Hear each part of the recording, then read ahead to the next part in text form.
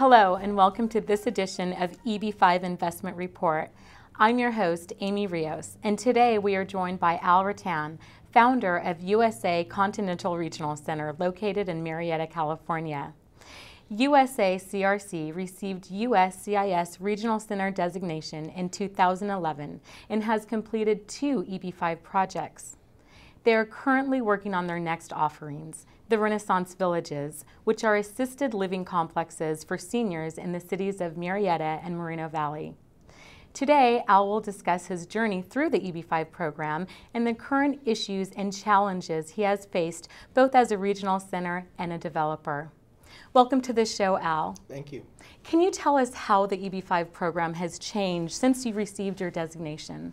Well, let me give you an example, is that we were approved in June of 2009, and some of my older predecessors that control regional centers, such as Henry Liebman, American Life, going back to probably even as early as 2005, 2006, there were less than 30 regional centers. Today, there are 240.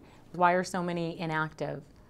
I think that the number of regional centers came online, and then they found that it really maybe wasn't as easy as they thought to raise the capital. So what do you think when you hear statistics that say that 90% of regional centers are going to fail? And how do you make yourself be part of that 10% instead of that 90%? And is that really a factual statistic in your opinion? We've heard that. In fact, I attended a seminar on EB-5 when that number was posed. Hopefully, although the forecaster that has a very, very strong background, Michael Gibson, I hope that that doesn't turn out that is the case, because I think that for the betterment of the program, a 90% business failure in anything, whether it be EB-5 or business itself, is just certainly not acceptable. So what are some of the biggest challenges that you've faced as a regional center? I think that the biggest challenge initially was that we're real. Is that there are so many opportunities for people to invest in EB-5. Like I said, more than 240. We attended another seminar where there was a Chinese broker that said that they probably had, in 1 year, more than 100 regional centers come through, and there was only maybe 4 or 5 projects they invested in. So it takes time. Al, can you tell me if the tenant occupancy issue has been an issue for you as a regional center, and if so, how? The really issue of tenant occupancy was the government was questioning, where are the jobs?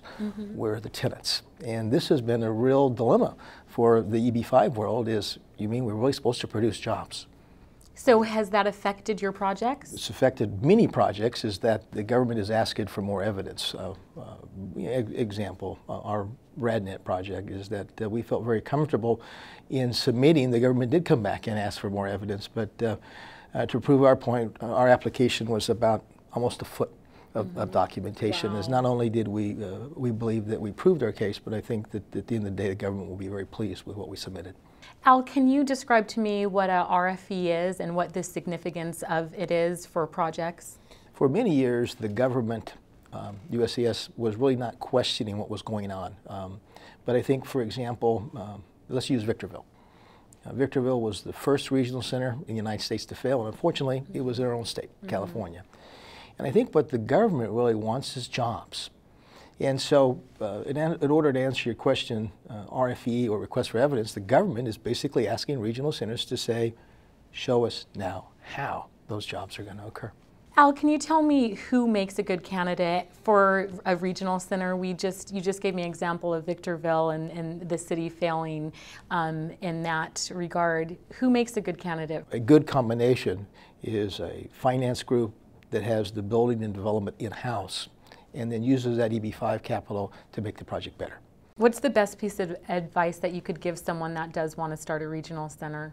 Put it together a great team. You're going to need a securities lawyer, you're going to need a corporate lawyer, you're going to need a business plan writer, you're going to need an economist, and a great manager that can understand all this. And it's changing weekly as far as new programs, and it's a real challenge to stay ahead of the EB-5 program today. Al, we're seeing a lot more economists pushing the envelope of creating jobs. Can you talk to us about that? Sure. There are some very good economists out there, such as Wright Johnson. They probably do the majority work that's out there today. But there's others that are basically gun for hire.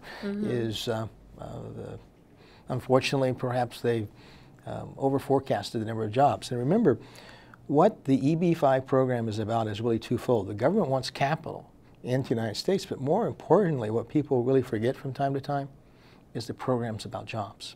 So if there are no jobs, then that results in things like Victorville. And it has devastating effect for an investor. Let's say, for example,